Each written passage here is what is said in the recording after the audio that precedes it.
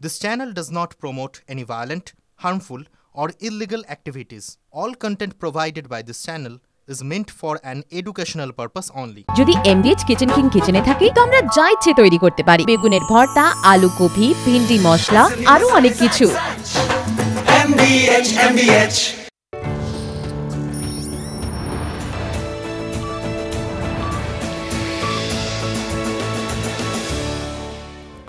বিকেল ৫টায় শুরু করছি আজকের পাঁচ কথায়। পাঁচ কথা মানে এখনো পর্যন্ত যা যা ঘটে গেছে তার মধ্যে থেকে ঝাড়াই বাছাই করে সেরা খবর আর তার চুল চেরা বিশ্লেষণ। আজ পাঁচ কথায় কোন খবরগুলো থাকছে প্রথমেই দেখাই পাঁচ কথার দুটো প্রধান ইস্যু। প্রথম ইস্যু, পাঁচ কথার প্রথম ইস্যু, ঝুঁকলেন অনুব্রত, ধরবে কি পুলিশ? দেখাবো আপনাদের বিস্তারিত। ইস্যু ২, শর্মিষ্ঠার জামিন, আদালতে প্রশ্নে পুলিশ, এটাও ডিটেল দেখাবো আজকে পাঁচ কথায়।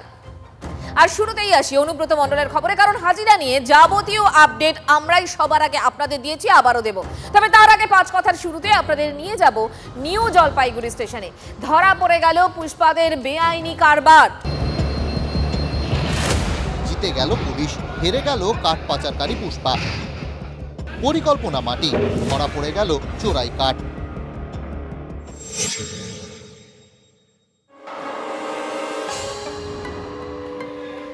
গুয়াহাটি থেকে হাওড়া আসছিল পার্সেল ভ্যান, তককে তককে ছিল জিআরপি, সঙ্গে স্পেশাল অপারেশন গ্রুপ। জলপাইগুড়ির দোমোহনী থেকে ট্র্যাক করছিল জিআরপি। সন্দেহ গাঢ় হওয়ায় এনজিপি স্টেশনে দাঁড় করিয়ে দেওয়া হয় পার্সেল ভ্যানটি। কামরার দরজা খুলতেই চক্ষু চড়ক গাছ। উত্তর পূর্বে নিরাপত্তা নিয়ে হাজারো আলোচনা, কিন্তু বাস্তবে সেই নিরাপত্তা ব্যবস্থা যে ফসকা গেল তা অন্তত এই একটি ঘটনা প্রমাণ করে দিচ্ছে। কার্যত দৃশ্যটা দেখলে হতভম্ব হয়ে যাবেন। সরকারি গাড়ি অর্থাৎ মালগাড়ি, ভারতীয় রেলের মালগাড়ি, সেই মালগাড়িতে করে পাচার হচ্ছিল কোটি কোটি টাকার চোরাই কাঠ। প্রত্যেকটা বগিতে কতগুলো করে আছে? 30 পিস। কতগুলো বগিতে আছে? 4টাতে নামাইলাম আমরা, আরো পার্টি আছে ওরা নামাচ্ছে। এই যে কাঠের লগ, এই প্রচুর পরিমাণে কাঠের লগ, শুধু এইখানে নয়, একবার দীপায়নকে বলবো ওদিকের ছবিটা দেখাতে। অসংখ্য কাঠের লগ বিভিন্ন মালগাড়ির ডিব্বার ভিতরে, বগির ভিতরে রাখা এবং এইভাবে পাচার করা হচ্ছিল। রেলকর্মীদের একটি চক্রই এর পেছনে, সন্দেহ পুলিশের। কি করে এত পরিমাণ কাঠের লগ ঢোকানো হলো এই মালগাড়ির বিভিন্ন বগির ভিতরে? একই সঙ্গে পাচার হচ্ছিল গাঁজা এবং সুপারিও, যে ঘটনায় পুরোদস্তুর জোরদার তদন্ত শুরু করেছে জিআরপি।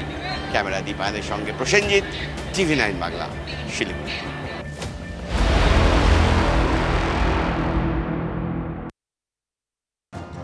সিনেমার পুষ্পা ঝোঁকেনি, কিন্তু অনুব্রত মণ্ডল ঝুঁকলেন, ঝুঁকতে হলো। এবার সেই খবরেই নজর রাখবো।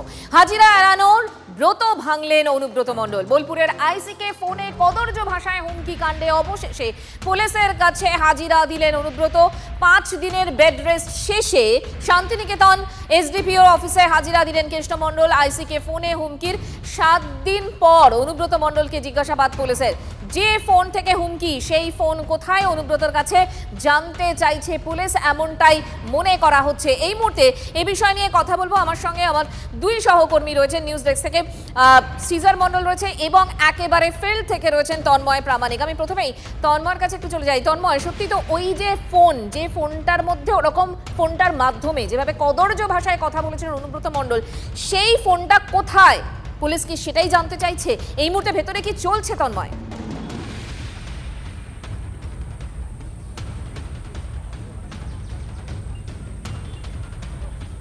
তন্ময়ের কাছে যাব। এই মুহূর্তে সিজারও আমার সঙ্গে রয়েছেন। সিজারের থেকে একটু জেনে নেওয়ার চেষ্টা করি। সিজার, এখনো পর্যন্ত এই ঘটনার পর পুলিশের তরফ থেকে যে যে ধারাগুলো আনা হয়েছিল অনুব্রত মণ্ডলের বিরুদ্ধে, তারপরে নতুন করে আর কোনো ধারা কি যোগ হতে পারে? এই মুহূর্তে আইনি দিকটা যদি একটু আমাদের বিশ্লেষণ করো। দেখো, নতুন ধারা যোগ হবে কিনা সেটা তদন্তে কি উঠে আসছে সেটার উপর নির্ভর করে, কিন্তু প্রাথমিক যে অভিযোগ লিটন হালদার, আইসি লিটন হালদার তিনি করেছিলেন, তার ভিত্তিতে বিএনএস এর অর্থাৎ ভারতীয় ন্যায় সংহিতার 4টি ধারায় মামলা করা হয়েছিল। তার মধ্যে একটি হচ্ছে যৌন হেনস্থা, কারণ অনুব্রত মণ্ডলকে এই ফোনে বার্তালাপে বলতে শোনা গিয়েছে আইসির পরিবারকে উদ্দেশ্য করে একাধিক যে বক্তব্য, যেটা যৌন হেনস্থার সামিল, সেই অভিযোগ আনা হয়েছে। পাশাপাশি সরকারি কর্মীকে কাজে বাধা দেওয়ার, সরকারি কর্মীকে হুমকি দেওয়ার মতো অভিযোগ আনা হয়েছে এবং এর মধ্যে অন্তত দুটো ধারা হচ্ছে জামিন অযোগ্য ধারা এবং সেই জায়গায় দাঁড়িয়ে আজকে তিনি হাজিরা দিয়েছেন। অবশ্যই পুলিশ তার কাছ থেকে ব্যাখ্যা জানতে চাইবে, তার এই বক্তব্য কেন তিনি হঠাৎ করে এই বক্তব্য রেখেছিলেন, কেন তিনি ফোনে হঠাৎ করে হুমকি দিয়েছিলেন সেটা যেমন জানার চেষ্টা করবে পুলিশ, তার পাশাপাশি ওই মোবাইল ফোন, সেই মোবাইল ফোন সম্পর্কিত যে অনুসন্ধান সেটাও শুরু করবে। সেই কার মোবাইল ফোন থেকে এই ফোনটা করা হয়েছিল, সেই মোবাইলে সিম কার্ড নামে রয়েছে, কারণ প্রাথমিকভাবে জানা যাচ্ছে যে নাম্বার থেকে ফোনটা করা হয়েছিল সেই ফোন নাম্বারটি অনুব্রত মণ্ডল বা তার পরিবারের কারোর নামে রেজিস্টার্ড নয়, সেটা তিনি কেন ব্যবহার করছিলেন, এই ধরনের একাধিক বিষয়। এবং অবশ্যই যে এই তদন্তের একটি অংশ, গুরুত্বপূর্ণ অংশ হিসেবে সেই মোবাইল ফোনটাকে বাজেয়াপ্ত করবে পুলিশ। এবং তারপরে তুমি যে কথাগুলো বলছো একদমই তাই, ওই ফোনটা অত্যন্ত গুরুত্বপূর্ণ। ফোনের কথা কি জিজ্ঞাসা করছে পুলিশ, কি চলছে ভেতরে? তন্ময়ও আমাদের সঙ্গে রয়েছেন। তন্ময়, দেখো, এই মুহূর্তে যেটা আমরা জানতে পারছি এখনো সূত্র মারফত, সেটা হচ্ছে ফোনের কথা মনে করতে পারছেন না অনুব্রত মণ্ডল। তদন্তকারী অফিসার যারা রয়েছেন এই মুহূর্তে এসডিপি অফিসের ভিতরে, এসডিপিওর যে চেম্বার, সেই চেম্বারে বসেই কিন্তু এই জিজ্ঞাসাবাদ চলছে।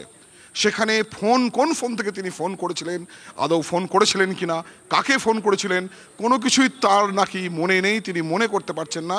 কিন্তু তদন্তকারী অফিসাররা মরিয়া, ওই ফোনটি এই মুহূর্তে তাদের দরকার, কারণ এই ফোনটিই হচ্ছে সেই এভিডেন্স আদালতে, যার ফরেন্সিক রিপোর্ট সহ যে এই ফোন থেকেই সেই কদর্য কুৎসিত ভাষায় একজন পুলিশ আধিকারিকের কাছে ফোন গেছিল, তাকে কোয়ার্টার থেকে মারতে মারতে বাইরে বের করে নিয়ে আসার নিদান দেওয়া ছিল, মানে প্রাণনাশের হুমকি ছিল। তাছাড়া তার পরিবার, তার মা, তার স্ত্রীকে নিয়ে কদর্য কুৎসিত ভাষায় অন্যান্য রকম হুমকি ছিল। সেইটার জন্য কিন্তু যেটা বলা চলে অত্যন্ত গুরুত্বপূর্ণ, সবচেয়ে গুরুত্বপূর্ণ নথি বা এভিডেন্স প্রমাণ আমরা যেভাবেই ব্যাখ্যা করি না কেন, এই ফোন সেটটি, সেই ফোন সেটটির কথা মনে করতে পারছেন না অনুব্রত মণ্ডল। বারে বারে তদন্তকারীরা জিজ্ঞাসা করছেন, আর তদন্তকারীদের কাছে মূল লক্ষ্য এখন ফোনটিকে সংগ্রহ করা। ফোনটি কিন্তু এখনো পর্যন্ত তারা হাতে পাননি। ফলে সেই ফোনটি নিয়েই কিন্তু এবার প্রশ্ন উঠতে শুরু করেছে যে ফোন তিনি দেবেন নাকি দেবেন না। তাহলে তদন্ত একদিকে গতি প্রকৃতি যাবে, তদন্ত একদিকে এগোবে। যদি ফোন না পাওয়া যায় তাহলে কিন্তু তদন্তে অনেকটাই ধাক্কা লাগতে পারে। সব মিলিয়ে এই জিজ্ঞাসাবাদ কি আরো দীর্ঘ হবে, তেমনটাই মনে হচ্ছে? দেখো, তেমনটাই হওয়া উচিত, কিন্তু জিজ্ঞাসাবাদ কতক্ষণ হবে সেটা তো বাইরে থেকে বলা সম্ভব না। তদন্তকারী অফিসাররা তারা তাদের যে সমস্ত প্রশ্ন বা যে সমস্ত টার্গেট থাকে সেইটা ফিল আপ হয়ে গেলে তারা ছেড়ে দেবেন, অথবা তারা যদি মনে করেন যে না, সঠিক তথ্য তারা পাচ্ছেন না, তদন্তে কোথাও তিনি সহযোগিতা করছেন না, এই নোটিশের যেটা মূল বিষয় থাকে তদন্তে সহযোগিতা করা, তদন্ত সহযোগিতা করলে তাকে ছেড়ে দেওয়া হতে পারে, তাকে আবার ডাক করা হতে পারে। তদন্তে সহযোগিতা করছেন না এমনটা যদি মনে করেন তদন্তকারী অফিসাররা, তাহলে কিন্তু তিনি গ্রেপ্তারও হয়ে যেতে পারেন। তন্ময়, যে কথাগুলো তুমি বললে বা যে স্টেপসগুলোর কথা তুমি বললে, এই যে জিজ্ঞাসাবাদ চলছে, তারপরে অনুব্রত মণ্ডল এখন মনেই করতে পারছেন না কোন ফোন, আদৌ তিনি মনে করতে পারবেন কিনা, তারপর আবার যদি তাকে ডাকা হয়, আরে যেভাবে কথা তিনি বলেছেন, তুমি আমি যদি এইভাবে কথা বলতাম তাহলে তো এতদিন বাড়িতে নিশ্চিন্তে ঘুমোতে পারতাম না, বেড রেস্টের জন্য সময় পেতাম না।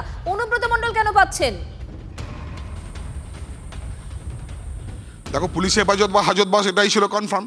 এখন পুলিশ হেফাজত বা হাজতবাস হচ্ছে না, ফলে তিনি বড় নেতা। একটু আগেই আমরা শুনেছি সিদ্দিকুল্লাহ চৌধুরী রাজ্যের মন্ত্রী, তিনি বলেছেন উনি অনেক বড় নেতা। এখন কোন স্লেস থেকে তিনি বলেছেন তিনি জানেন, কিন্তু একটু আগেও আমরা যেটা শুনেছি অরূপ চক্রবর্তী, তৃণমূলের মুখপাত্র, তিনিও বলেছেন কোট আনকোট দণ্ড প্রতাপ নেতা। আর অনুব্রত মণ্ডল কতটা বলা চলে যে তিনি কত বড় নেতা, সেটা এর আগেও আমরা রাজ্যের শীর্ষ নেতাদের আনাগোনা এবং তাদের স্নেহভাজন হওয়ার জন্য আমরা এর আগেও বারে বারে সেই প্রমাণটা পেয়েছি। ফলে পুলিশ তার ধারে কাছে ঘেঁষেনি। পুলিশ তার ঊর্ধ্বের সম্মান রাখবে কিনা এই প্রশ্ন আমরা বারবার তুলেছিলাম, কারণ এটা শুধুমাত্র ওই বোলপুর থানার আইসিকে নয়, এটা ঊর্ধ্বকে অপমান। গোটা রাজ্যের পুলিশ প্রশাসন, সে টপ লেভেলেরই হন আর তিনি কনস্টেবলই হন, পুলিশ প্রশাসন ঊর্ধ্বের সম্মানের প্রশ্ন যদি ছিল। ফলে তুমি আমি কেউ হলে এতদিন হয়তো পুলিশ কাস্টডি কিংবা হাজতবাস হয়ে যেত, সেখানে অনুব্রত মণ্ডল, তাই তিনি বহাল তবিয়তে রয়েছেন, চিঠি দিয়ে পার পেয়ে যান, এখন থানায় এসেছেন, ভেতরে তার জিজ্ঞাসাবাদ চলছে। এরপর কি হয় সেটা দেখার জন্য সকলে অধীর আগ্রহে রয়েছি যে পুলিশ তাকে গ্রেপ্তার করবে নাকি তিনি আবার বহাল তবিয়তে বাড়িতে ফিরবেন, আবার কোনো চিঠি দিয়ে তাকে ডাকা হবে, আবার তিনি আসবেন, আবার তিনি জিজ্ঞাসাবাদের মুখে বসবেন, আবার জিজ্ঞাসাবাদ করা হবে, আবার তিনি বাড়ি চলে যাবেন, আবার নোটিশ চলবে। হতেই পারে এমনটা।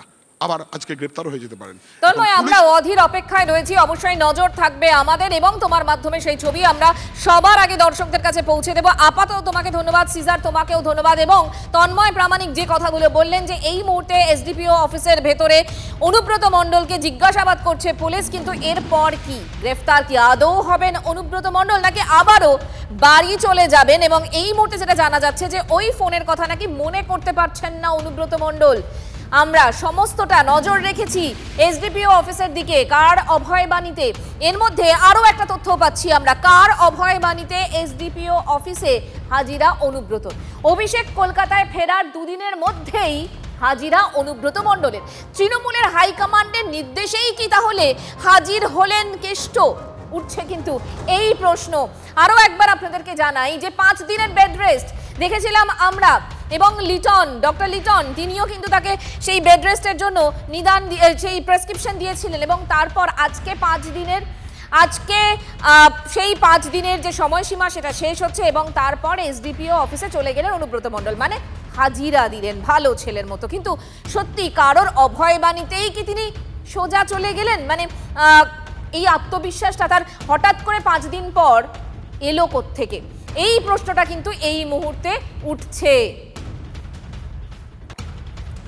বেশ, এই নিয়ে যখন তরজা চলছে তখন বিরোধীরা তারা তো প্রশ্ন তুলবেন। বিরোধীদের বক্তব্য আপনাদেরকে শোনাবো, পাশাপাশি শাসক দলের কি সাফাই সেটাও শোনাবো। অনুব্রত মণ্ডল পুলিশের সামনে হাজিরা দিয়েছেন, সেটাই খুব স্বাভাবিক। আমাদের কাছে খবর আছে মুখ্যমন্ত্রীর কাছ থেকে তিনি আশ্বাস এবং অভয় পেয়েছেন। মুখ্যমন্ত্রী তাকে বলেছেন এসব বাইরে যা হচ্ছে সব ছেলে খেলা হচ্ছে, যা বাবা কেষ্ট একবার দেখা করে আয় পুলিশের সাথে। তাই তিনি গেছেন। তার কেশাগ্র স্পষ্ট করার ক্ষমতা পশ্চিমবঙ্গ পুলিশের নেই, এটুকু আমরা বলতে পারি। পার্টি থেকে বলা হয়েছে বাবা তুমি যাও এখন, না তোমাকে পার্টি থেকে ব্যবস্থা নেওয়া হবে। কিন্তু পুলিশ কেন অপেক্ষা করবে? যদি অনুব্রত মণ্ডলের জায়গায় সাধারণ কোনো ব্যক্তি হতো, তিনি সেই আইসিকে বা সেই পুলিশ অফিসারকে তার বিরুদ্ধে যদি ব্যবস্থা নিতে, মানে এই ধরনের কথা বলতেন, তাহলে কি পুলিশ ব্যবস্থা নিত? এইভাবে অপেক্ষা করতো না? কান ধরে তুলে নিয়ে আসতো, কলার ধরে তুলে নিয়ে আসতো, তার মা বোনকেও এই ধরনের কথা শুনতে হতো পুলিশের কাছ থেকে। অর্থাৎ বোঝা যাচ্ছে যে এই প্রশাসন অনুব্রত মণ্ডলের মতো লোকেদের কাছে সম্পূর্ণভাবে আত্মসমর্পণ করেছে। এই প্রশাসনের কোনো মানে মেরুদণ্ড নেই, ক্লিপ প্রশাসনে পরিণত হয়েছে। পার্টির চাপ না কাকতালীয়, আমার তো মনে হচ্ছে প্ল্যান্টেড, মানে পুরোটা প্ল্যান করা আর কি, মানে নট প্ল্যান্টেড, পুরো ওয়েল প্ল্যান্ড। এবং অভিষেক বন্দ্যোপাধ্যায় ফিরে আসার পর হয়তো যেহেতু দুটো গোষ্ঠী আছে, কাজল শেখকে বলে অভিষেকের লোক আর অনুব্রত মণ্ডলকে বলে যে দিদির লোক বা পিসির লোক, পিসি ভাইপোর মধ্যে একটু টানা হিচড়ে চলছে আর কি। জল্পনার কোনো জবাব হয় না, এটা আইনের প্রসেস একটা। অনুব্রত মণ্ডল যে ভাষা যে শব্দবন্ধে বলেছেন সেটা অন্যায় করেছেন, পার্টি সেটা অনুমোদন করে না, পার্টি সেটা নিন্দা করে। সেই কারণেই তাকে 4 ঘন্টার মধ্যে ক্ষমা চাইবার নির্দেশ দেওয়া হয়েছিল। তিনি ক্ষমা চেয়েছেন, পার্টি নেতৃত্ব নজর রাখছে। আর যেটা আইনি প্রসেস সেটা পুলিশ যা সামান করেছে বা নোটিশ দিয়েছে, তো পুলিশের নোটিশে তিনি আবার সেখানে গেছেন, ফলে এই নিয়ে বিরোধীদের মাথা ঘামাবার তো কোনো কারণ ঘটেনি। দেখুন, অপারেশন সিঁদুরের সাফল্য, ভারতীয় সেনাবাহিনীর সাফল্য, সেই সাফল্য বিশ্বের দরবারে পৌঁছে দেওয়ার জন্য যে প্রতিনিধি দল ঘুরে বেড়াচ্ছিল বিভিন্ন দেশ বিদেশে, সেখানে ছিলেন তৃণমূল কংগ্রেসের second in command Abhishek Bandyopadhyay. তারপর তিনি সেই সফর শেষে ফিরলেন। ফেরার দুদিনের মধ্যেই আমরা দেখলাম অনুব্রত মণ্ডল তিনি হাজির হতে রাজি হয়ে গেলেন। আসলে অনুব্রত মণ্ডল কিন্তু হাজির হতে চাইছিলেন না, প্রথমে হাজির এড়াচ্ছিলেন এবং হাজিরা এড়ানোর জন্য তার বেড রেস্টের প্রয়োজন ছিল, এবং সে কারণেই ডক্টর লিটন হালদার তাকে ওই বেড রেস্টের প্রেসক্রিপশন দিয়ে মাফ করবেন, ডক্টর হিটলার চৌধুরী তাকে ওই প্রেসক্রিপশন দিয়েছিলেন। এবং তারপর দেখা গেল যে এসডিপিও অফিসে আজ হাজিরা দিলেন অনুব্রত মণ্ডল। আসলে কার অভয়বাণীতে এসডিপিও অফিসে গেলেন অনুব্রত মণ্ডল? এই মুহূর্তে সরাসরি রয়েছেন আমাদের সঙ্গে আমাদের প্রতিনিধি সৌরভ গুহ। সৌরভ, এই প্রশ্নটা কিন্তু উঠছে, বিরোধীরা তুলতে শুরু করেছেন। কিছুক্ষণ আগেই সুকান্ত মজুমদারের বক্তব্য আমি শোনাচ্ছিলাম দর্শকদের, তিনিও বলছেন প্ল্যান করা গোটা বিষয়টা পরিকল্পনা মাফিক হচ্ছে। সত্যি কারোর অভয়বাণী থেকে এসডিও অফিসে আজ গেলেন অনুব্রত মণ্ডল?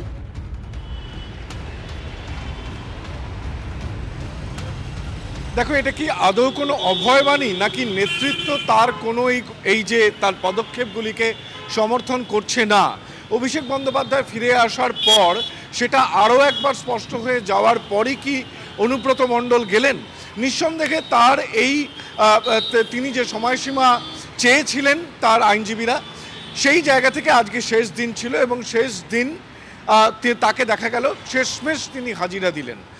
দেখো, এর আগে তুমি মনে করে দেখো যে সিবিআই যখন তাকে ডাকছিলেন সেই সময়ও কিন্তু কেন তিনি হাজিরা এড়াচ্ছেন তা নিয়ে কিন্তু অভিষেক বন্দ্যোপাধ্যায়ের শিবিরের অন্যতম মুখপাত্র কুণাল ঘোষ সরাসরি বলেছেন যে অভিষেক বন্দ্যোপাধ্যায় তো হাজিরা এড়ান না, কেন তাহলে একজন সিনিয়র লিডার হাজিরা এড়াচ্ছেন? অর্থাৎ আইনি প্রক্রিয়াকে কেন সম্মান জানিয়ে সেখানে যাওয়া হচ্ছে না, এর আগেই নিদর্শন কিন্তু আমরা দেখেছি। সুতরাং অভয়বাণী নাকি দলের নেতৃত্ব কোনোভাবেই তার পাশে নেই, তাই শেষমেশ আইনি বিধি মেনেই হাজিরা দিলেন অনুব্রত, এমনটাই কিন্তু মনে করছে রাজনৈতিক মহল। সৌরভ, তোমাকে ধন্যবাদ। দলে কোণঠাসা হয়ে কি বিজেপির শরণাপন্ন হচ্ছেন অনুব্রত মণ্ডল? এটা আরও একটা আপডেট। পুলিশের হাত থেকে বাঁচতে বিজেপির আইনজীবী নেতার দ্বারস্থ অনুব্রত মণ্ডল। বীরভূম তৃণমূলের প্রাক্তন সভাপতি হয়ে ময়দানে বিজেপির আইনজীবী নেতা বিপদ তারণ ভট্টাচার্য। এর আগে পুলিশের তলবে অনুব্রত হাজিরা না দিলেও তার হয়ে এসডিপিও অফিসে গিয়েছিলেন বিপদ তারণ। বিজেপির বোলপুর সাংগঠনিক জেলার লিগাল সেলের নেতা হচ্ছেন এই বিপদ তারণ। প্রচার সে করেছেন লোকসভা ভোটে বিজেপি প্রার্থীর হয়ে। কেষ্টমণ্ডলের পদক্ষেপে তৃণমূলের অন্দরে রীতিমতো তোলপাড়। অভিযোগ পৌঁছেছে কালীঘাটেও। বিব্রত দলের শীর্ষ নেতৃত্ব। অনুব্রত আইনজীবী হিসেবে এসডিপিও অফিসে গিয়ে চক্রান্তের অভিযোগ তুলেছিলেন বিপদ তারণ ভট্টাচার্য। শুনুন। আমরা জানি, আমরা সমস্ত যা জানাবার সেটা জানি। এর মাধ্যমে অডিওটা করা হয়েছিল বলে সেটা যদি বলেছেন, পরবর্তীকালে দেখা যাবে আদালতে যা বলার আমরা বলবো। ওই যে চক্রান্তের শিকার এটুকু বলছি, সেটা পরবর্তীকালে আমরা আর কিছু বলবো না। যেটা যা দেওয়ার তদন্তকারী অফিসারকে আমরা দিয়েছি, আমরা তদন্তকারী অফিসারকে যা বলার বলেছি। আপনি পুলিশকে কি জানলেন একটু বলে দিন। আমরা জানি, যেটা জানিয়েছি সেটা অসুস্থ সেটা জানেন, অসুস্থ যেটা জানো না আইনের মোতাবেক জানি। তাহলে কি দাঁড়ালো? বিজেপির এই মুহূর্তে দাঁড়িয়ে বীরভূমের তৃণমূল কংগ্রেসের দোর্দণ্ড প্রতাপ নেতা অনুব্রত মণ্ডল, তিনি বিজেপির বোলপুর সাংগঠনিক জেলার লিগাল সেলের নেতা বিপদ তারণের কাছে গিয়েছেন, শরণাপন্ন হয়েছেন, তার হয়ে গলা ফাটাচ্ছেন। এই মুহূর্তে দাঁড়িয়ে সুকান্ত মজুমদার তিনি গোটা বিষয়টাকে কিভাবে দেখছেন শোনাবো আপনাদের, এবং ব্যাক টু ব্যাক রয়েছে কুণাল ঘোষের বক্তব্য। একটা জব একজনের, মানে কাজ একজনের, অনুব্রত মণ্ডল উকিল হিসেবে কাকে নেবেন তার বিষয় সেটা, কিন্তু এই ব্যক্তি আমাদের কোনো পদে নেই। আমার কাছে যা খবর, আমাদের বীরভূম জেলার সভাপতিকে ফোন করেছিলাম, সে বলেছে এবং সে জানিয়েছে আমাকে এই ভদ্রলোককে সেও তার খুব ভালো চেনে না, এবং সম্ভবত তার নামটাও হয়তো ঠিক আসছে না। কি নাম, বিপদ তারণ ভট্টাচার্য না বিপদ তারণ বেরাকি, এরকম একটা নাম আসছে। তো সেরকম কোনো প্রমিনেন্ট মুখ উনি নয়। এই নিয়ে আইনজীবী কে কোথায় কার সঙ্গে আছেন এই নিয়ে এই মুহূর্তে কোনো মন্তব্য করব না। পুলিশ যাকে হাজির হওয়ার জন্য নোটিশ দিয়েছিল তিনি পুলিশের কাছে গেছেন, সেই জিজ্ঞাসাবাদে সামিল হয়েছেন। এবার তিনি কোন আইনজীবী নিয়ে গেছেন, কে কি কেন কবে কোথায়, সেগুলো আলোচ্য বিষয় এইখানে হতে পারে না। তারা বুঝবেন, যিনি নিয়ে গেছেন তাকে জিজ্ঞাসা করুন। এটা দলের তো কিছু বলার নেই গোটা বিষয়টা। আমাদের একটাই বক্তব্য যে যাকে নোটিশ দেওয়া হয়েছিল তিনি গেছেন। অপারেশন সিঁদুরে ভারতে তৈরি একাধিক সুরক্ষা বলয় তাক লাগিয়েছে আত্মনির্ভর ভারতের প্রতিরক্ষা ক্ষেত্রে। এবার নয়া সংযোজন, এবার রাফাল যুদ্ধ বিমানের বডি তৈরি হবে ভারতে। রাফাল প্রস্তুতকারী সংস্থা ফ্রান্সের দাসর সঙ্গে যৌথভাবে ভারতে উৎপাদন করবে টাটা। যুদ্ধ বিমানের মূল যে বডি সেটিই তৈরি হবে ভারতে। টাটা অ্যাডভান্স সিস্টেম লিমিটেড হায়দ্রাবাদে তৈরি করছে তার কারখানা। উৎপাদন শুরুর লক্ষ্য 2028 সালে। দাসর চেয়ারম্যান ও সিইও এরিকের দাবি, ভারতের রাফালের সরবরাহ বাড়াতে তাদের এই সিদ্ধান্ত। এই পদক্ষেপকে ভারতের বিমান নির্মাণ শিল্পে গুরুত্বপূর্ণ পদক্ষেপ হিসেবে দেখছে tata advance system limited. Chana masala. এখন ছোলা হোক বা বরবটি দানা, সাদা চানা হোক বা কালো, সব রান্নাই হবে অসাধারণ।